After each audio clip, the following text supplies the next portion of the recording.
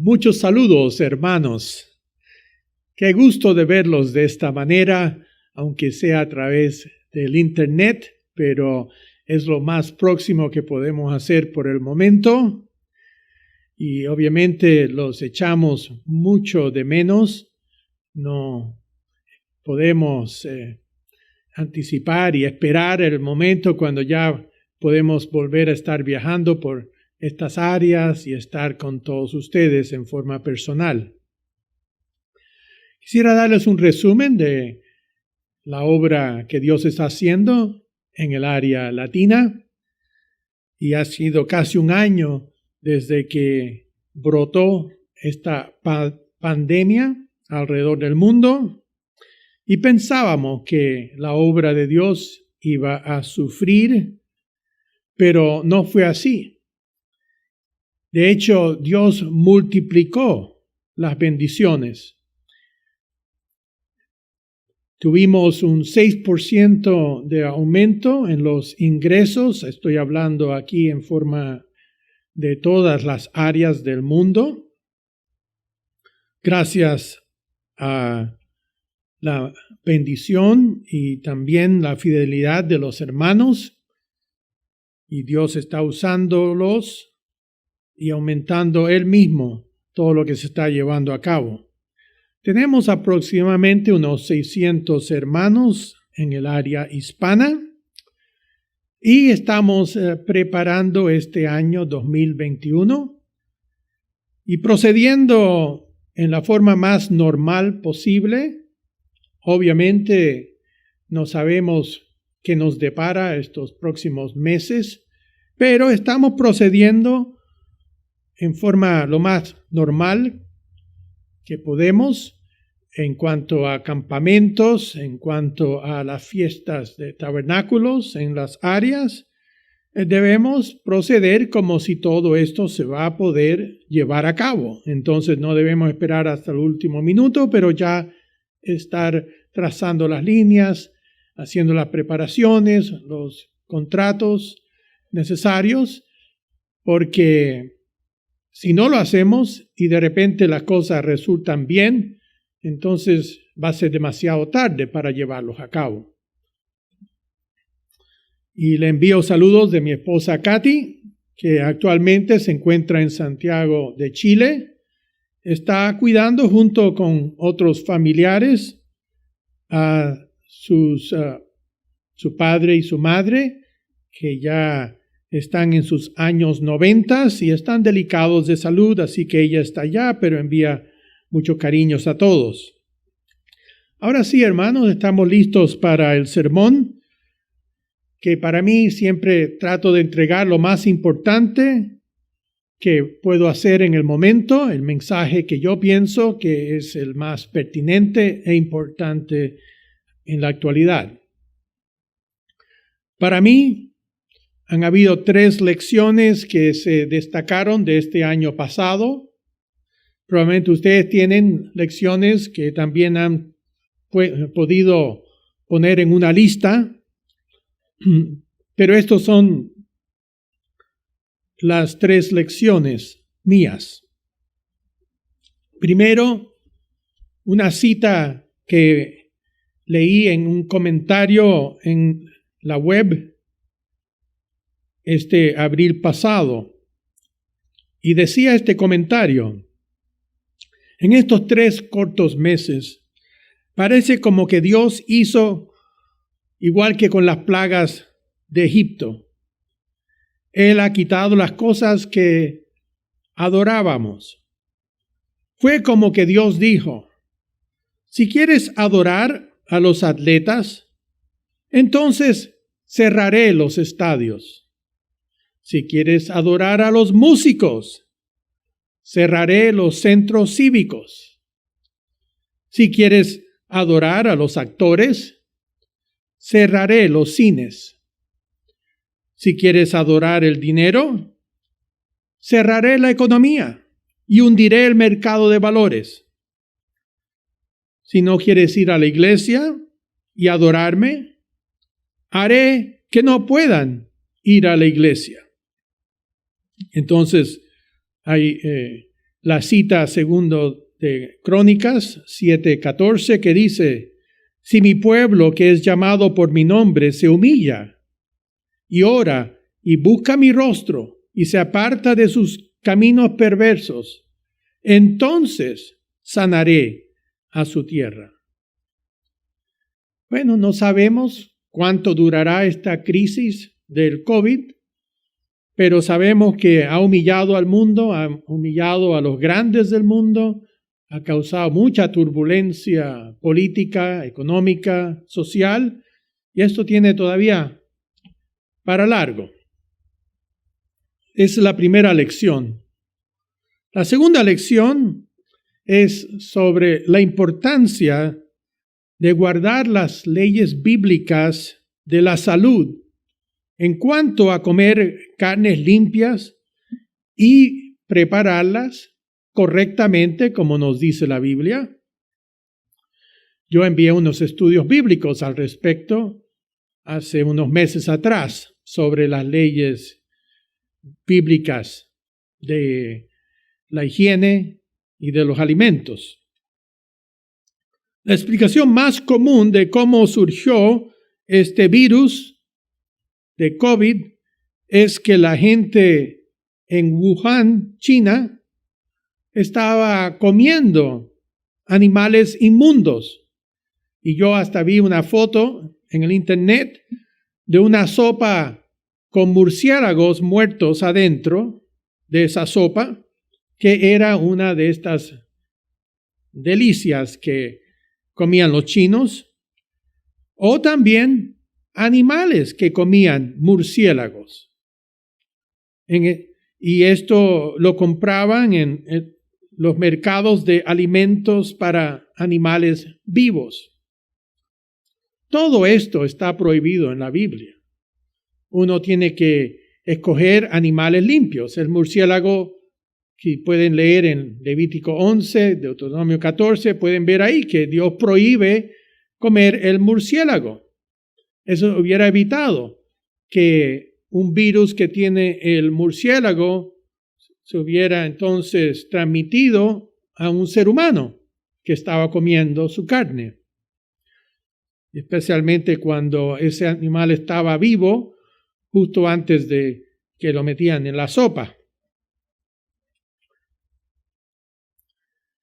También esta área de Wuhan no es la primera vez que han tenido un brote de virus, porque han habido bastantes de estos virus que han salido de la China, el SARS, otras más que también este virus de el cerdo y otros. En el Medio Oriente hubo uno por comer carne de camello y la Biblia también prohíbe eso. Pero aquí se destaca la importancia de guardar estas leyes bíblicas sobre la alimentación. ¿Ustedes creen que a Dios no le importa mucho eso? Pues sí, a Dios le importa mucho porque leemos en el último capítulo de Isaías 66, que cuando Cristo vuelva, va a castigar a las personas que han comido todos estos animales inmundos y cerdos. Podemos leer aquí en Isaías 66 y nos dice al respecto, versículo 15, porque aquí que el Eterno vendrá con fuego y sus carros como torbellino, para descargar su ira con furor. Eso es lo que va a suceder con la venida de Jesucristo. Dice, porque el Eterno juzgará con fuego y con su espada a todo hombre, y los muertos del Eterno serán multiplicados. Sabemos que va a haber muchos que van ahí en la batalla de Armagedón y todo esto, que van a morir en ese entonces. Dice, y aquí describe a algunos de estos que van a ser muertos. Versículo 17, los que se santifican y los que se purifican en los huertos, hablando de lugares paganos, dice, unos tras otros van a morir, dice, los que comen carne de cerdo. Entonces, aquí dice que va a descargar su ira. sobre los que comen carne de cerdo y abominación, que normalmente está traducido como mariscos, y ratón, que es otro animal inmundo. Juntamente serán talados, que significa cortados, dice el Eterno. Entonces, el versículo 18 continúa, porque yo conozco sus obras y sus pensamientos. Tiempo vendrá para juntar a todas las naciones y lenguas, y vendrán y verán mi gloria. Entonces, esto Dios lo dice en serio, porque algunas de estas pandemias se producen por violar estas leyes que recalca en mi mente esta tercera lección. Tiene que ver con un versículo en la Biblia, Apocalipsis 3, versículo 11. Y no sé, eso continúa repitiéndose en mi mente y puede ser que Dios está advirtiéndonos también la importancia de este versículo. Dice en Apocalipsis 3, versículo 11, pasemos allá porque vamos a quedarnos en esa área, esa sección de Escrituras por un rato, en Apocalipsis capítulo 3, versículo 11.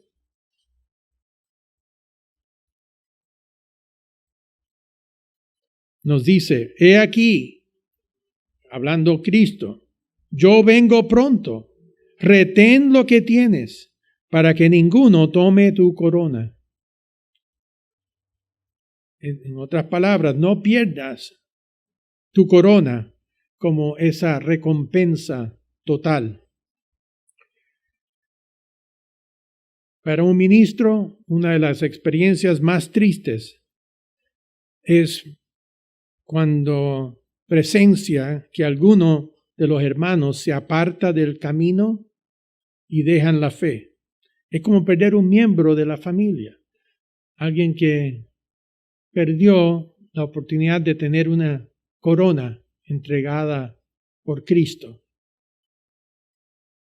Apocalipsis 2:10 dice, no temas en nada lo que vas a padecer, he aquí el diablo echará a algunos de vosotros en la cárcel para que seáis probados y tendréis tribulación por 10 días. Sé fiel hasta la muerte y yo te daré la corona de la vida. Palabra corona en el griego viene de estéfanos, y de donde viene la palabra Esteban, que es la corona de laureles que se le entregaban a las personas victoriosas, como en las carreras olímpicas, también al conquistador cuando volvía a Roma, también se le entregaba una corona de laureles, pero significa el vencedor. Veamos en Apocalipsis 3, versículo 8, un poco el contexto inmediato, lo que viene antes y después de eso, ese versículo sobre la corona. Dice versículo 8, dice a la iglesia de Filadelfia, yo conozco tus obras, he aquí he puesto delante de ti una puerta abierta, la cual nadie puede cerrar, porque aunque tienes poca fuerza, has guardado mi palabra y no has negado mi nombre. En esa etapa de la iglesia, Dios iba a abrir una poderosa puerta. Y cuando Pablo usaba esa terminología, era que se le había abierto una puerta para predicar el evangelio. Y así es como nosotros lo tomamos. Sigue diciendo versículo 9, he aquí yo entrego de la sinagoga de Satanás a los que se dicen ser judíos y no lo son. Entonces habría una iglesia postiza, falsa, que pretende ser la que Cristo fundó, pero no lo es. Y dice, sino que mienten, he aquí yo haré que vengan y se postren a tus pies y reconozcan que yo te he amado. Van a pesar de que son poderosos y tienen todo ese poder político, económico, social detrás de ellos, un día Dios va a decir, bueno, ustedes van a tener que reconocer a esa pequeña manada por la cual yo sí hice mi obra. y no a través de ustedes. Siguiendo dice, versículo 10, por cuanto has guardado la palabra de mi paciencia, yo también te guardaré de la hora de la prueba que ha de venir sobre el mundo entero, para probar a los que moran sobre la tierra. Habría un periodo que aquí se llama la hora de prueba, en otras partes de la Escritura se habla de la gran tribulación, periodo de tiempo que Dios dice que va a proteger a su iglesia, a los fieles. Y entonces ahí dice, aquí yo vengo pronto, retén lo que tienes para que ninguno tome tu corona. Al que venciere, yo lo haré columna en el templo de mi Dios y nunca más saldrá de allí. Y escribiré sobre él el nombre de mi Dios y el nombre de la ciudad de mi Dios, la nueva Jerusalén, la cual desciende del cielo de mi Dios, y mi nombre nuevo. Y aquí tiene que ver con una gran posición de responsabilidad. Ahí estar junto con Dios Padre y con Jesucristo y bajo Él administrar toda la herencia en el futuro. Y que el hecho es que dice que nadie va a quitarte ese puesto. Igual que los apóstoles, que eran hombres comunes y corrientes, pescadores y uno publicano y tenían todo tipo de profesiones corrientes, pero Dios los nombró. Y ellos ya tienen sus puestos cuando Cristo vuelva. Es un gran honor que Dios nos ofrezca esa corona de vida, esa recompensa tan inmensa que ninguno de nosotros merecemos. Solo si perseveramos en las verdades de Dios, en la fe y a través de las dificultades, como este año recién pasado, que ha sido un año para olvidar en gran manera. Aquí vemos entonces lo importante que está relacionado el vencer con el recibir esta corona. Esto es completamente opuesto a lo que enseñan el mundo protestante, evangélico, hasta católico también, porque ellos tienen otro concepto, pero es que Cristo va a hacer las cosas por uno. Que Él va a correr la carrera prácticamente. Él es el que te va a entregar a ti la corona, pero tú no tienes que hacer mucho, solamente mantenerte ahí pasivamente, no puedes hacer ningún esfuerzo. O sea, Cristo tiene que hacerlo todo, y eso es un falso concepto. Noten, en Filipenses capítulo 2, tenemos aquí el equilibrio correcto de cómo debemos ver nuestra responsabilidad en todo esto. Filipenses capítulo 2, en el versículo 12. Dice Pablo, por tanto, amados míos, como siempre habéis obedecido, no como en mi presencia solamente, sino mucho más ahora en mi ausencia, ocupaos en vuestra salvación con temor y temblor. Pablo no podía estar con ellos, pero él sabía que las personas seguían guardando el sábado, cumpliendo con los mandamientos de Dios, siendo fiel a Dios, siguiendo el ejemplo de Jesucristo. Él tenía esa confianza en ellos y dice, ocupaos en vuestra salvación con temor y temblor. ¿Qué significa? Acuérdense, temor significa un alto respeto y temblor también es cierto sentido de responsabilidad hacia Dios, que uno quiere hacer las cosas bien, no quiere decepcionar a Dios. Entonces, no es aquí que uno debe dejar que Cristo se ocupe de la salvación de uno. No, uno tiene una parte, pero no es solo la parte suya, sino también Dios tiene otra parte. Están trabajando conjuntamente. Noten en el versículo 13 que complementa, que es la segunda parte. Dice, porque Dios es el que en vosotros produce así el querer como el hacer por su buena voluntad. Entonces Dios, a través del Espíritu Santo, infunde esas ganas, ese deseo de hacer las cosas y de cumplirlas. Dios nos da ese impulso, pero si nosotros no hacemos nuestra parte, Dios no puede hacerlo por nosotros. Es como tratar de remar un bote con un solo remo. Solamente vas a dar vueltas, pero con 2 remos uno va derecho. Uno tiene el remo en que uno hace una parte y Dios hará la otra. Y ahí van a seguir derechos para adelante. Noten otra escritura aquí, lo que Pablo compara, porque era importante que los hermanos entendieran estas 2 partes de nuestra salvación, lo que nos corresponde a nosotros y lo que corresponde a Dios. Primera de Corintios, capítulo 9, versículo 24, dice, ¿no sabéis que los que corren en el estadio, todos a la verdad corren, pero uno solo se lleva el premio?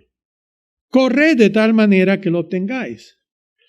Aquí no está diciendo, bueno, mire, Dios lo llamó, pero tómenlo con calma. Cristo lo va a hacer todo. Ustedes no deben ocuparse porque sería un insulto si ustedes se esforzaran mucho porque es como que Cristo no lo haría por ustedes. Todo lo contrario es lo que dice aquí. Esto es igual que una carrera espiritual y que tenemos la meta final al final de nuestras vidas y tenemos que correr con paciencia. Y la palabra ahí significa perseverancia para poder completarlo, porque nadie gana el premio si corrió muy bien las primeras 3 vueltas y después abandonó la carrera. Uno no es premiado por 3/4 partes de correr una carrera. Tiene que terminar, llegar al final. Siempre me recuerda un poco la vez que yo intenté correr una carrera de larga distancia ahí en la institución Ambassador y que yo era basquetbolista, pero por un semestre tomé lo que es el deporte de carreras, de lanzar el javelín y todo esto y justo me seleccionaron para correr la carrera con vallas de 2 kilómetros. Y bueno, yo hice lo posible, me preparaba, corría tempranito en la mañana, unos 10 kilómetros con otro compañero para desarrollar la resistencia. Pero la cosa es que yo nunca fui muy veloz, eso no es mi gran talento. Así que llegó el día de la carrera y ahí estuve yo y salimos y corrimos y bueno, llegué en 4º lugar. Y eso no está tan mal, 4º lugar, pero solo habían 4 corredores. Entonces yo llegué al final. Pero lo terminé. A pesar de que ya tenía la lengua que me estaba envolviendo los pies, estaba tan cansado, porque eran como unas 10 vallas cada vuelta, eran 4 vueltas y tenían 2 obstáculos con agua. Entonces, yo no estaba listo para eso, pero dije, no voy a darme por vencido. Me acuerdo que al final un ministro vino y me dijo, bueno, felicitaciones porque no te diste por vencido. Y eso lo tomé como un pequeño triunfo de haber completado, a pesar de que no estaba muy preparado para la carrera. Y aquí nos dice, corre de tal manera que, de tal manera que lo obtengáis. Dale lo mejor que puedes, lo máximo esfuerzo. Así es que cuando yo hago deporte, aquí tenemos a Jesse Appy, de repente él va a jugar tenis conmigo tempranito en la mañana y ve cómo yo juego. Yo no soy uno que me voy a entregar y rendirme. Tienen que ganarme con máximo esfuerzo. ¿Por qué? Porque tengo ese espíritu que Dios quiere en nosotros, pero para lo espiritual. Pero si uno lo tiene en lo espiritual, también debe demostrarlo en lo físico. Tener ese ímpetu, ese ánimo ese dinamismo. Dice aquí, versículo 25, todo aquel que lucha, de todo se abstiene, tiene que tener autodisciplina. Ellos a la verdad para recibir una corona corruptible, esa corona de laureles que comenté, pero nosotros una incorruptible, un premio que nunca va a desvanecer, siempre habrá esa posición bajo Cristo que va a valer la pena todo el esfuerzo y sacrificio. Dice versículo 26, así que yo de esta manera corro, no como a la aventura, de esta manera peleo, no como quien golpea el aire, no como esos boxeadores que pelean contra su sombra. Eso ayuda, pero el hecho es de que la sombra nunca lo golpea a él. Es ahí, en el ring, en el cuadrilátero, donde uno recibe los golpes y ahí se ve si uno tiene resistencia y perseverancia o no. Dice el versículo 27, sino que golpeó mi cuerpo y lo pongo en servidumbre, sujeto a mi control, no sea que habiendo sido heraldo para otros, como un tipo de ejemplo, yo mismo venga a ser eliminado. Pablo mismo no dio por sentado su propia salvación.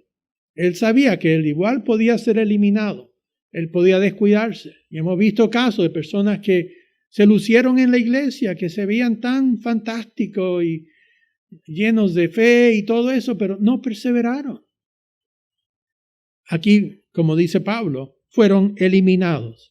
Y también nos puede suceder a nosotros, hermanos, si nos descuidamos de la vida espiritual, de seguir con la oración diaria, temprano en la mañana, si es posible, para ponerse esa armadura espiritual, para enchufarse espiritualmente con Dios antes de que vienen todas las otras actividades y después en la noche despedirse de Dios, repasar lo que uno ha hecho y pedirle perdón por lo malo y agradecerle por lo bueno y por la protección nocturna. Otro ejemplo de cómo Pablo comparó la vida cristiana con una carrera se encuentra en Hebreos capítulo 12. Hebreos capítulo 12, versículos 1 y 2, nos dice, por tanto, nosotros también, teniendo en derredor nuestro tan grande nube de testigos, de personas que ya cumplieron, todas estas personas que murieron en la fe, es como si fueran espectadores, pero personas que ya ganaron el premio y ahora están urgiéndolo a uno para que corran y que crucen esa meta como lo hicieron ellos. Y dice, mira, aquí tenemos todos estos vencedores. Y uno también puede ser un vencedor. Teniendo en derredor nuestro tan grande nube de testigos, despojémonos de todo peso y del pecado que nos asedia, porque en la carrera siempre hay debilidades humanas, tentaciones que nos asedian y que nos hacen tropezar. Y aquí la idea dice, no dejen que esos tropiezos lo hagan desistir de seguir corriendo. Dice, y corramos con paciencia, la palabra aquí, uponomen, que significa perseverar. Con perseverancia, la carrera que tenemos por delante, puestos los ojos en Jesús, el autor y consumador de la fe. Él es que es nuestro gran animador, nuestro entrenador. Pero Él no va a correr la carrera por nosotros. Pero sí está ahí para apoyarnos, para ayudarnos como un buen entrenador. El apóstol Juan también entendió este concepto de la corona y la importancia de perseverar en la fe. Nos dice en segunda epístola de Juan, versículo 8, solo tiene un capítulo. Nos dice, versículo 8, mirad por vosotros mismos, para que no perdáis el fruto de vuestro trabajo, sino que recibáis galardón completo. Y aquí la palabra completa o completo tiene que ver con el término para algo que está llenado hasta el tope, que está rebosante. En otra traducción del inglés al español dice: esté alerta para no perder todo por lo que hemos trabajado diligentemente, sino que reciba una recompensa completa. Sí, debemos querer esa corona, no quedarnos conformes con algo menor que ello. Necesitamos tener la motivación correcta cuando estamos corriendo esa carrera de la fe. Debemos tener un espíritu genuino de servicio, de disfrutar servir y ayudar y compartir y estar atento a las necesidades de los demás, especialmente de los enfermos, de los que están pasando por momentos difíciles, de llamarlos, de estar pendiente de ellos, porque Dios está viendo todo desde arriba, cómo estamos haciendo nuestro trabajo. Que ese servicio no sea como una obligación, sino un ánimo presto. En Mateo 20, versículo 24, Jesucristo describió ese espíritu de servicio y la motivación que debemos tener. Mateo 20, versículo 24. Dice aquí: cuando los 10, hablando de los discípulos, oyeron esto, se enojaron contra los 2 hermanos, que querían uno estar a la diestra y la otra a la siniestra de Jesucristo en su reino, porque ellos querían ese puesto. Ellos todavía tenían bastante carnalidad. Entonces Jesús, llamándolos, dijo: ¿sabéis que los gobernantes de las naciones, es decir, los hombres que están sentados en distintos tronos de posición, cómo manejan sus puestos? Dice, se enseñorean de ellas, imponen su voluntad, están ahí para ser servidos más que para servir. Dice, y los que son grandes ejercen sobre ella potestad. Ese espíritu de que ya alcancé la cima de la montaña y ahora todos tienen que arrodillarse ante mí. ¿Y qué dijo Jesucristo a sus discípulos que iban a recibir puestos en su reino? Dice, mas entre vosotros no será así. Ese no será el espíritu o la motivación.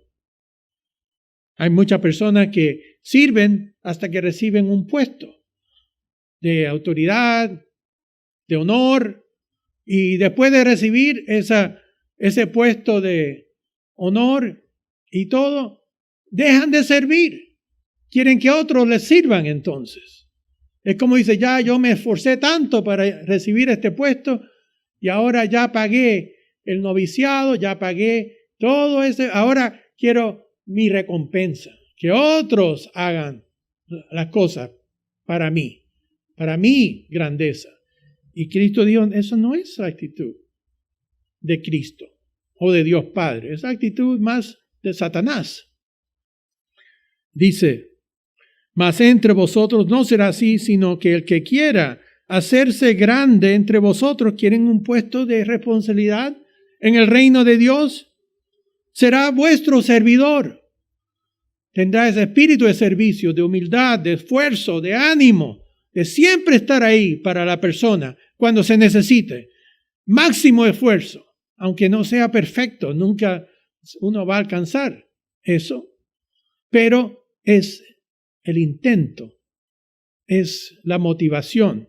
Siguiendo aquí dice, y el que quiera ser el primero entre vosotros, quieren ser el que tiene mayor responsabilidades en el reino y que estarán con un puesto de privilegio, Dice, será vuestro siervo. Por eso yo los llamo los siervos reales del reino. ¿Quiere ser un siervo real?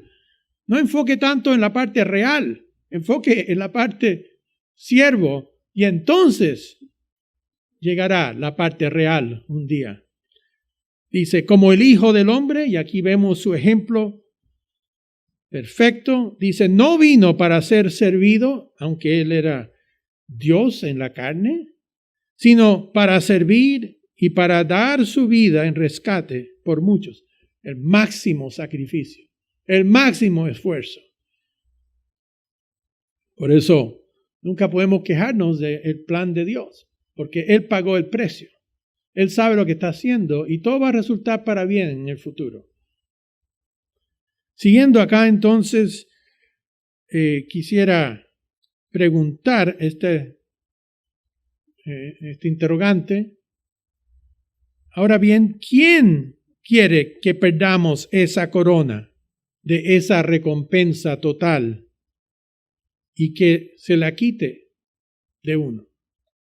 Acuérdense que esa corona no la tenemos ahora, pero es lo que está siendo preparada para nosotros.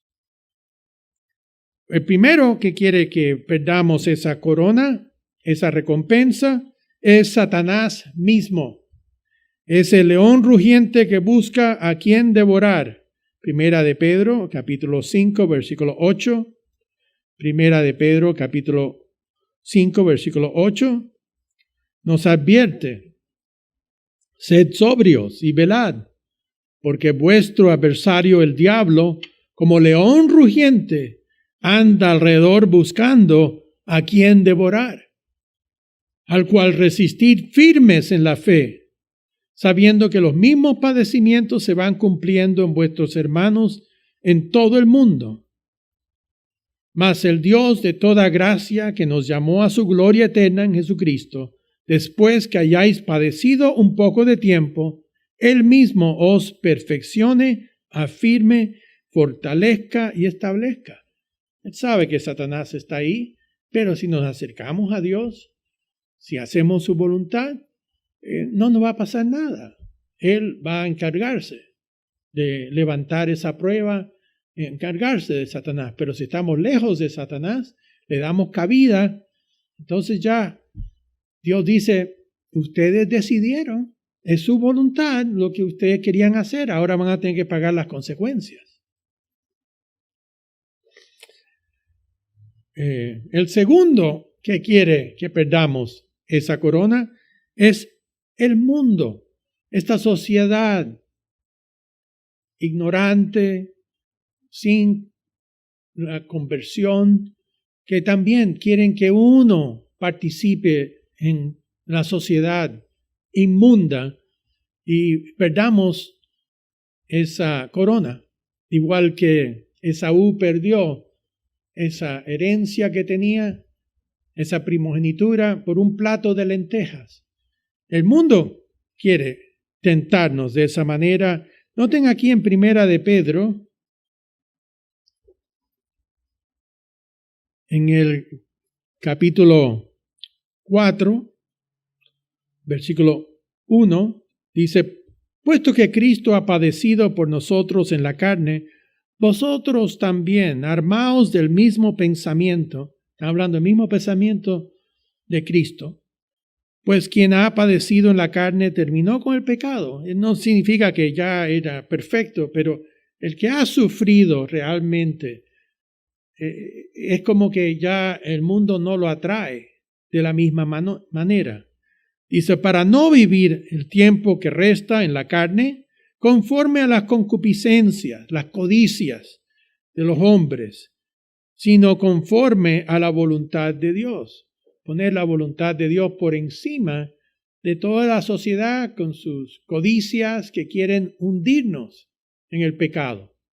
Dice, baste ya el tiempo pasado para haber hecho lo que agrada a los gentiles. Aquí vamos a ver lo que significa conforme a las concupiscencias de los hombres. Dice, andando en lascivias, concupiscencias, embriagueces, orgías, disipación y abominables idolatrías, A estos les parece cosa extraña que vosotros no corráis con ellos en el mismo desenfreno de disolución y os ultrajan.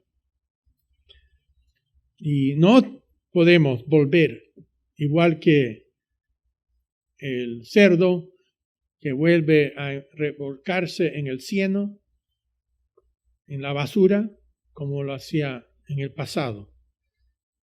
Y el tercero que quiere quitarnos esa corona, ya que es una carrera de fe, que no todos van a terminar esa carrera con éxito. Y si se retiran por un motivo u otro, entonces alguien más será llamado y se le ofrecerá esa corona que usted podía haber recibido. Entonces, en vez de el lugar de uno, tomará ese lugar y puesto. ¿Qué contraste vemos con Jacob? A pesar de sus dificultades, él venció al final y Dios lo nombró Israel, que significa el que prevaleció con Dios. Sí, venció sus faltas, se arrepintió de sus pecados y logró salir adelante, no como su hermano Esaú. Noten el problema que tuvo Esaú en Hebreos capítulo 12. Hebreos capítulo 12, dice aquí, versículo 15, otra vez la advertencia de cómo uno puede separarse del camino, abandonar la carrera de la fe. Dice, mirad bien, no sea que alguno deje de alcanzar la gracia de Dios. Entonces uno puede dejar de alcanzarla. La gracia no es algo garantizada. Se puede perder. Dice, que brotando alguna raíz de amargura os estorbe y por ella muchos sean contaminados. Una de las cosas que daña más a una persona en la iglesia es tener una raíz de amargura. Algo que envenena los pensamientos y las emociones y actitudes de la persona. Ya sabe que aquí está hablando de lo que sucede con un árbol en que queda infectado y llega ese pudrimiento hasta las raíces. Y lo curioso es que si hay otro árbol que está sano y que si esas raíces tocan estas raíces infectadas, se contamina ese árbol. Yo ahí tengo que preocuparme de mi jardín y justo tengo un arbusto que se le está muriendo una parte.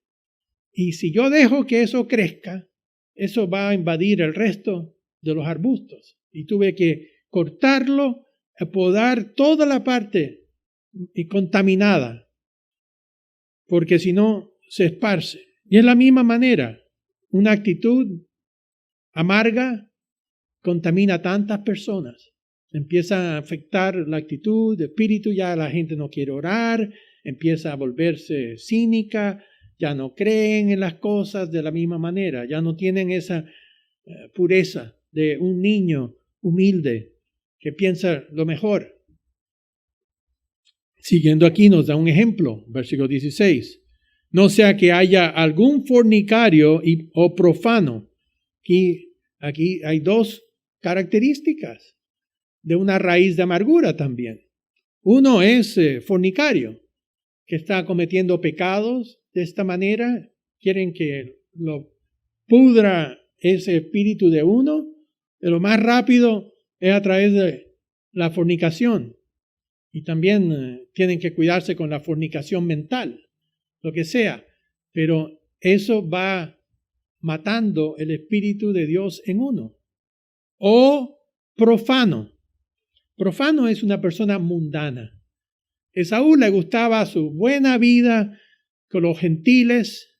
Se casó con 2 mujeres gentiles que no eran creyentes, que sus padres estaban alarmados, pero Esaú era una persona que imponía su voluntad sobre los demás.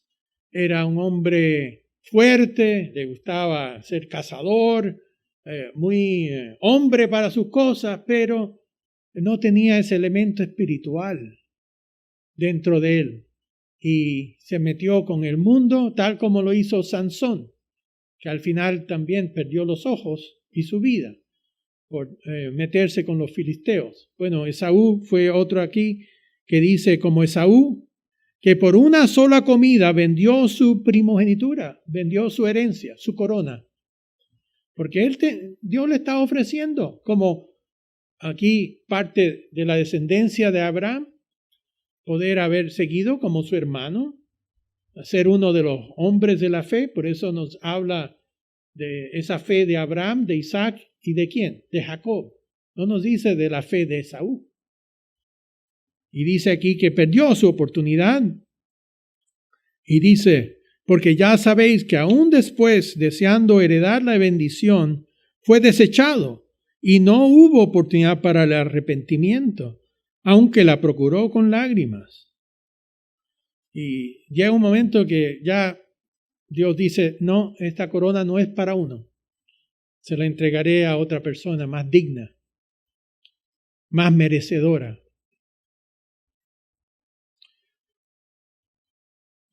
Así entonces, Jacob es un ejemplo de alguien que venció. Su nombre Israel, que significa el que prevaleció, el que perseveró con Dios. Y si somos todos israelitas espirituales, debemos tener ese mismo espíritu de Jacob, de no darnos por vencidos, de luchar hasta el final con la fe, con estas preciosas verdades que Dios nos ha entregado, que nadie nos quite esa corona.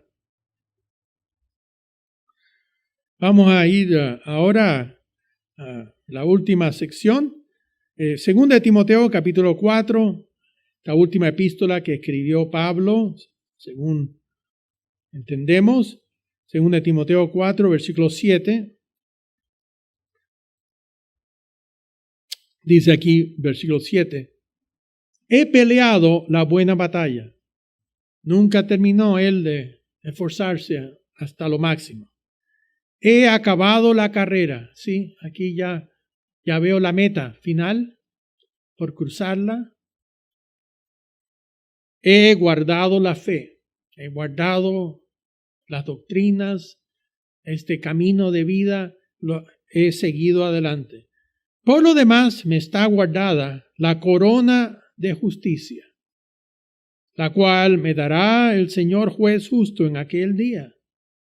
Está siempre pensando en esa corona espiritual de laureles que Dios nos llamó y nos está ofreciendo. Y noten que dice aquí que Dios, el Señor juez justo, me dará en aquel día, cuando Cristo regrese, y no solo a mí entregará esa corona, sino también a todos los que aman su venida. Está claro el momento. La resurrección de los justos, la primera resurrección, el poder resucitar junto con Abraham, con Isaac, con Jacob, con Moisés, con David, con los apóstoles, con todas las personas que cruzaron la meta. En Apocalipsis 21, versículo 7, pasemos ahí para ver cuál es esa recompensa completa. Porque la recompensa no termina con la venida de Cristo. Ahí recién comienza. Aquí está la recompensa completa. Apocalipsis capítulo 21, versículo 7, dice, el que venciere heredará todas las cosas, y yo seré su Dios, y él será mi hijo. Pero los cobardes e incrédulos, los abominables y homicidas, los fornicarios y hechiceros, los idólatras y todos los mentirosos tendrán su parte en el lago que arde con fuego y azufre, que es la muerte segunda. Para ellos no hay ninguna corona de vencedores. pero la recompensa es inmensa. Hermanos, nosotros tenemos esta gran esperanza. En estos días de prueba, pongamos siempre las prioridades correctas en nuestra vida, que son, primero, Dios, por encima de todo.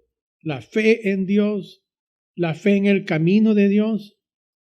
Segunda instancia debe ser la familia, sea esposo, esposa, hijos, nietos, quienes sean, tener la familia en segundo lugar y la salud de uno, que eso incluye el bienestar familiar. La salud que es tan importante, cuidarla, esforzarse por desarrollarla. Leí ayer un artículo que científicos descubrieron que uno nunca puede hacer demasiado ejercicio. Dice que comprobaron que todo el ejercicio que uno hace es para el bien, para mantener un cuerpo, una mente saludable, sea que tengan que caminar alrededor de la cuadra, hacer algo, pero dicen que no hay tal cosa como hacer demasiado ejercicio. Y es importante para nuestro bienestar físico, emocional y también espiritual. Debemos cumplir con estas prioridades. Dije, Dios primero, la familia, obviamente si está casado, la esposa, pues todos los demás de la familia, de la salud. En tercer lugar, debe ser la iglesia. Preocuparnos de esta familia espiritual que tenemos. Porque aunque la sangre es importante, esa consanguinidad que tenemos entre personas de la familia, el espíritu es más fuerte que la sangre. Y debemos poner la familia espiritual, cuidarla, tener ese compañerismo, aunque sea una llamada telefónica, una notita, pero mostrar ese cariño con los hermanos de la iglesia. Y después vienen los familiares, los amigos, la comunidad, también servirlos a ellos como es posible. Para terminar, vamos a Malaquías capítulo 3, versículo 16. Malaquías, esta escritura también es una que nunca me he olvidado, como que Dios está hablándonos en el presente. Nos dice Malaquías capítulo 3, versículo 16. Entonces, los que temían al Eterno, los que realmente respetan sus leyes, sus mandamientos, aman su ley, su palabra, están siguiendo su camino, los que temían al Eterno hablaron cada uno a su compañero, y el Eterno escuchó y oyó, y fue escrito libro de memoria delante de él para los que temen al Eterno y para los que piensan en su nombre, y serán para mí especial tesoro, ha dicho el Eterno a los ejércitos, en el día en que yo actúe, y los perdonaré como el hombre que perdona a su hijo, que le sirve. No va a ser severo con uno. Acuérdense que en el versículo 15, la queja de estas personas que ven a gente pecadora prosperando en el mundo, dice el versículo 15, decimos pues ahora, bienaventurados son los soberbios y los que hacen impiedad, no solo son prosperados, sino que tentaron a Dios y escaparon. Pero Dios dice que Él no los va a tratar como un padre que perdona a su hijo. Y dice el versículo 18, entonces os volveréis y discerniréis. Dice que captarán, entenderán la diferencia entre el justo y el malo, entre el que sirve a Dios y el que no le sirve. Entonces, va a llegar el momento que Dios va a manifestar realmente y va a entregar esas recompensas. Entonces, hermanos, recuerden, en estos tiempos y en este año, igual que todo lo que queda de nuestras vidas, que nadie nos quite esa corona de la recompensa total.